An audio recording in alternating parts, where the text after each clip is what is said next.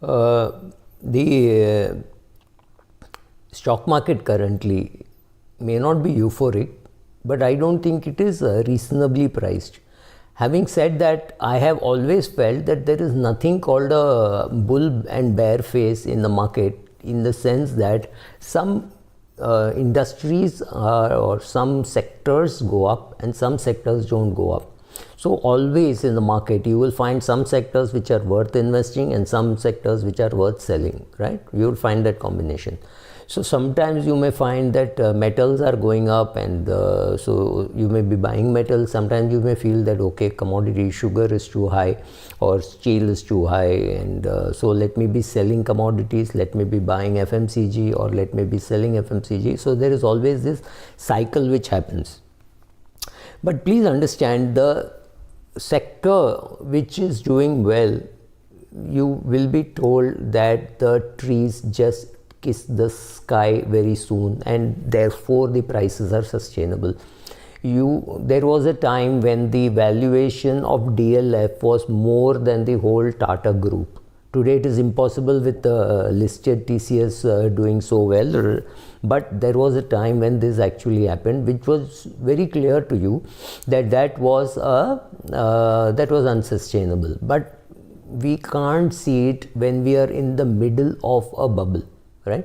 So today, when you see a Zomato issue at a particular price, at a particular PE, or any other company at Tata Elxsi at a very high PE and a very high number of times to sales quoted in the market, you have no clue to know whether it is overpriced or not, whether you should sell, whether you should keep. It is very difficult for anybody to understand.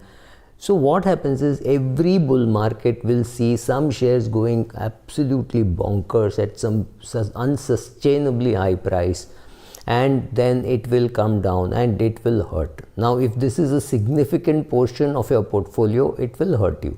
So what you do is you turn to the experts, and the experts, let's say yesterday 2 experts were talking, the Perma bulls of the Indian market. One was Rakesh Jhunjhunwala and one was Ramdev Agarwal, both extremely bullish about what is going to happen in the market.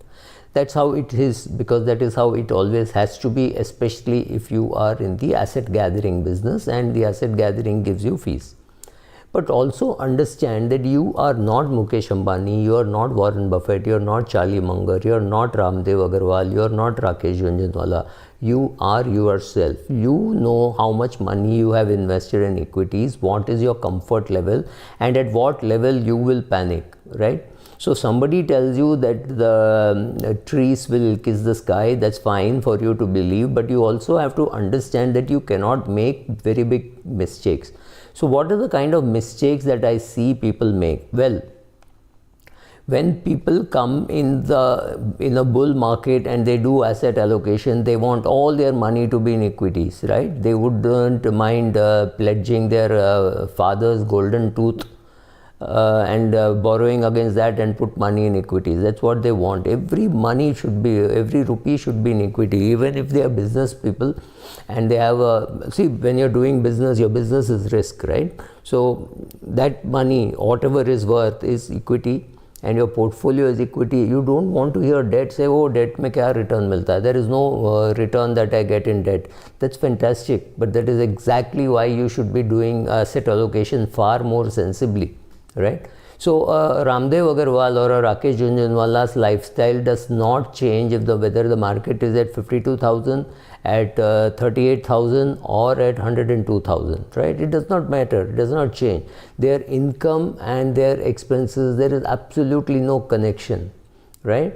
The ability to have a portfolio which is so big that it does not matter. Beyond a level, it just does not matter. Let us assume for a minute that the income of Rakesh and Ramdev Agarwal could be different, but for a minute, if it is 100, their expenses would be less than 1 or 2 rupees, right?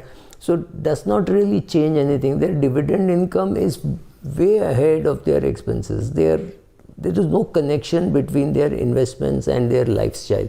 So nothing changes for them. But for you, if you have 100 rupees to invest and you have put 90 rupees in equity, or you put 80 rupees, it became 90, or you put 70, it has become 90.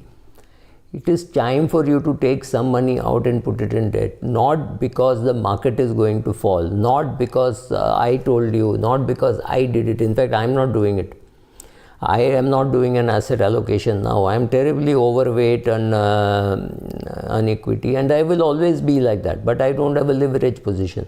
Largely what happens for big bullish, big investors, when they are bullish, they have borrowed money also in the market. For me, that will never happen. I will never have borrowings, and I will never invest borrowed money.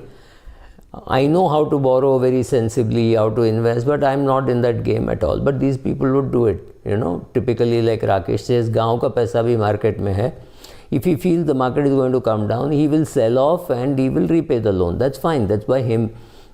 You have to decide what you want to do with your portfolio. This is a terrible time to be allocating more and more to equity. It's a terrible time. Last week I met a industrialist, a businessman, and he wanted to put much more money into equity than he already had. I had to explain to him that his main business is risk, right? If your main business is, of course he is in some other business, there is no great risk. Even during pandemic he was doing very well. But do you want to take so much risk, and why do you want to take so much risk? So 50-year-old women, 50 plus women, I had them remove some money from their equity portfolio. They were about 80% in equity, and they were not picking the stocks themselves, they were not picking the funds themselves, they needed help.